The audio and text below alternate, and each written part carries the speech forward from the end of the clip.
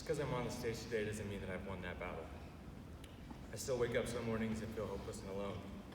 My battle isn't something that will ever go away or something that is easy to deal with. It is not easy to come home from a long weekend to find that my dad took his own life.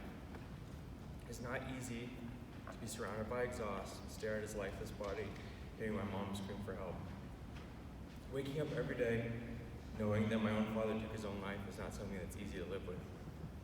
At 6 years old, I was stuck with endless questions that would never be answered.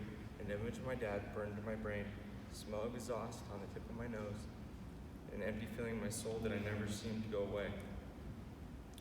When we were born, we need our parents more than anything in the world. Our parents have the potential to define who we are and who we become. This was never more true for me because I was an only child. Half of my world was missing, and it's because of choice. Where do I go with that as a kid? How do you go to sleep every night knowing that half your world is missing because of choice? Being so young, I let the suicide of my father define who I was and who I would become until my pilot light got turned on. I felt alone in my head and my heart. I felt this was the most when I walked these exact halls. I cried in every single one of these bathrooms in Liberty, and I played with my friends and pretended to be okay in this exact gym. If you would have told me almost 9 years later that I would be in this gym giving a speech about hope, graduating college in June, getting married in July, I probably would have flipped you off and walked away. I never thought I would make it past 18. The most hopeless I have ever been was in this exact middle school years ago. My mom wasn't remarried. I had the maturity to understand what my dad did, but the immaturity to think that it was because of me. I remember getting in trouble right around this corner, whipping my friend with one of my necklaces in 8th grade. And I was pulled in the principal's office that was right behind me. She asked where I got in trouble because I never really did. I wasn't that kid. I said I wasn't doing well, but wasn't descriptive at all. Out of fear of getting in trouble, I told her I wasn't sleeping well, and because of bad dreams, and I was upset about my dad. This was the first time I'd ever let anybody in my entire life.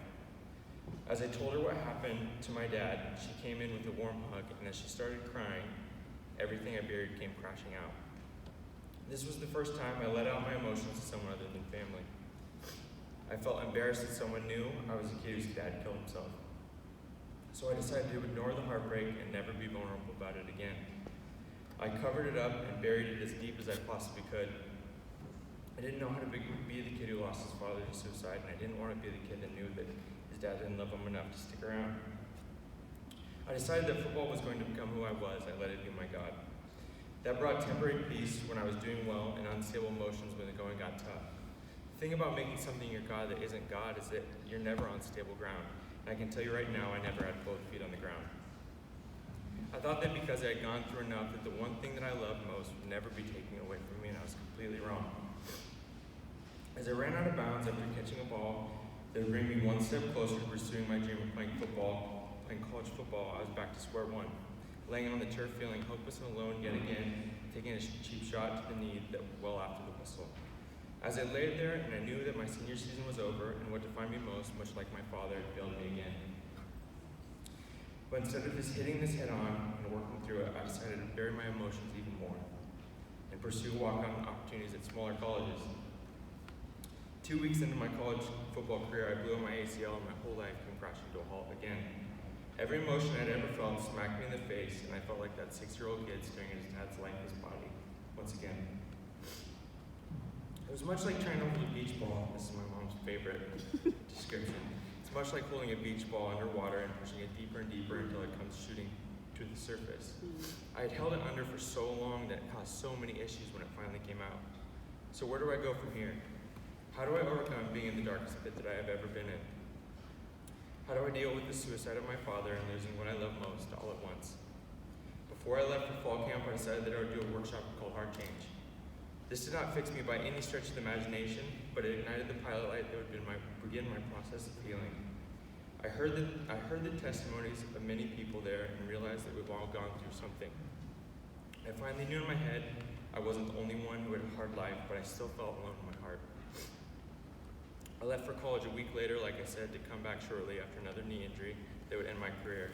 This felt like my rock bottom. As college began a month later, I didn't have a purpose at all. I didn't know who I was because I lost my identity and had to hang up the cleats. I knew is I wanted something to change. I fell in love with a beautiful girl who, without knowing it, challenged me to get better. I began to go to church in Southern Oregon called Applegate, and this church began to lay the foundation for me for who Christ was and what he promised to always do. I was also meeting with the counselor to get a start on working through the hurt I had experienced. The counselor saved my life by exposing me to EMDR. I had no motivation at all to do EMDR. I was scared of it and I didn't know what it would do for me. Something clicked that following January though. The desire to be a better man, who is now my fiance, pushed me to do something I never thought I would. I decided I would drive 9 hours up to Wenatchee from Ashland, Oregon, where my story began. As I stood in front of the garage where my dad died, I felt this overwhelming sense of motivation to not let the moment to find my dad control me in my life, and I'd be okay without my God, which was football. I started EMDR within 2 weeks, and let me tell you something, that was the hardest thing I've ever done in my entire life. It left me under my bed crying for consecutive nights. I literally went under my bed, crawled in there, and cried. It felt like my only safe space. The healing process was starting, and I was finally feeling all of the emotions I had hid away for so long. I was feeling a lot like Daniel. This was my lion's den, and my lions were surrounding me. But just like the story, Jesus met me, and I wasn't alone. I don't care where you are in this room. Jesus will meet you where you are, and he will redeem you just like he's always done, and just like he'll always do. The story of Daniel in the lion's den has been one of the most symbolic stories to me in the Bible. The story has brought unfailing hope because I know that I will be in a lion's den sometimes in my life. I have been in a lion's den, and I'm sure later in life I will be in another lion's den. We all have our lion's den, and we all have our lions. To me, the lions are symbolic of our struggles, and actual pit is what we are feeling. My lions were losing football, losing my dad, not thinking I was worth his love, and thinking that this was all my fault. Does anyone know what happens in real life when you introduce a more powerful lion into a pride of lions, an existing pride of lions? All the other lions lose power. If you introduce the Lion of Judah into your lion's den, everything changes. Jesus is the most powerful lion, and just like with Daniel, he shut up all my lions in my pit.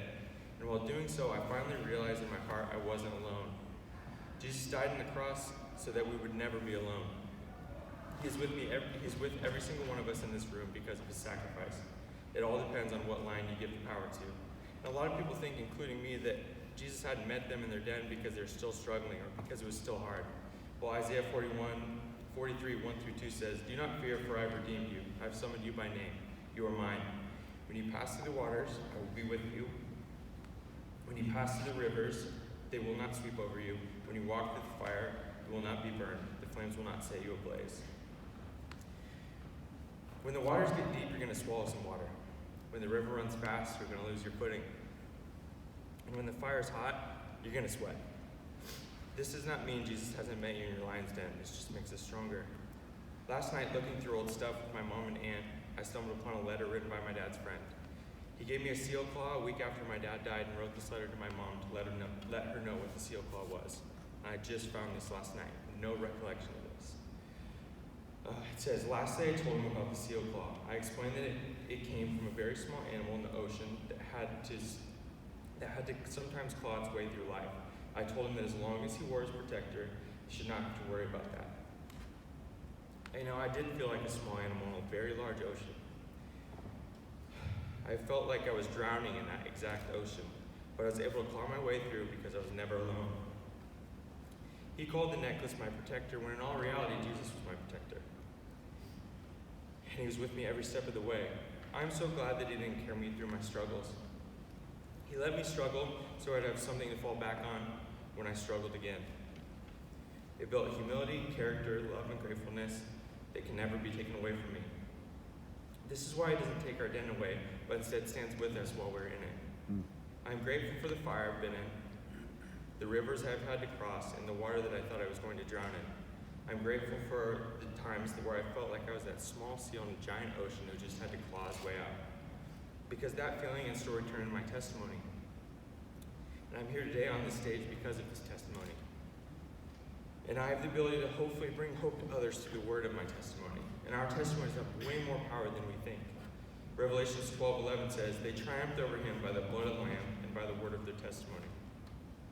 The scripture tells us two ways we're going to overcome Satan. The first is by the blood of the Lamb. Jesus sacrificed it all. Because of that, we are never alone. Also, the scripture shows us how much power our testimony has. We can overcome Satan by the word of our testimony. Those testimonies at the workshop I went to ignited something in me because they're so powerful and they made me feel like I wasn't alone, finally. Those testimonies I heard helped me overcome the feeling in my head of being alone that I'd been fighting for 13 years. And finally, somebody said something that sparked something in me that made me realize that I wasn't alone. How we get through this battle every day is the blood of the Lamb and the power of our testimonies.